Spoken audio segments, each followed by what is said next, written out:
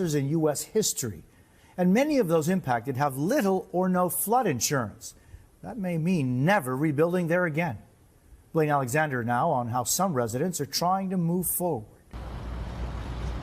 For John Banis, there's nothing that compares to seeing 10 years of your life and livelihood look like this. First thing, I had to pull up here and stand on top of the pile and, basically cry because, it's a lot of hard work. He says rebuilding Cortez Bait and Seafood could cost nearly $500,000. The problem is his insurance won't even cover half of that. A higher policy, he says, just wasn't in the budget.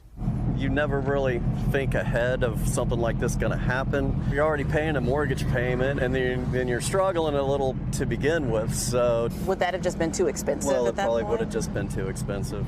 Yeah.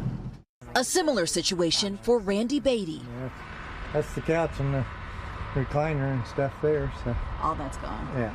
He canceled his flood insurance about 8 years ago when the premiums got too high, he says. But when Ian hit, the water that spilled into his condo nearly reached the ceiling. There's a lot of people that probably are in the same shape as me.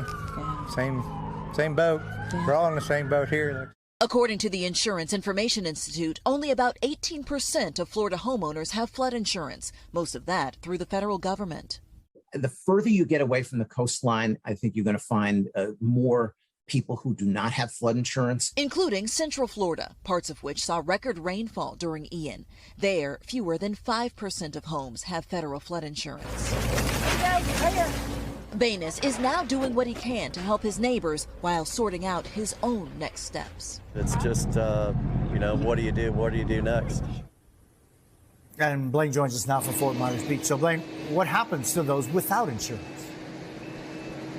Well, Jose, they can apply for FEMA assistance. In fact, people from 13 different Florida counties right now are eligible for that relief. Tonight, the agency says that more than 80,000 people have already started that application process. Jose. Blaine Alexander in Fort Myers Beach, thank you. Now,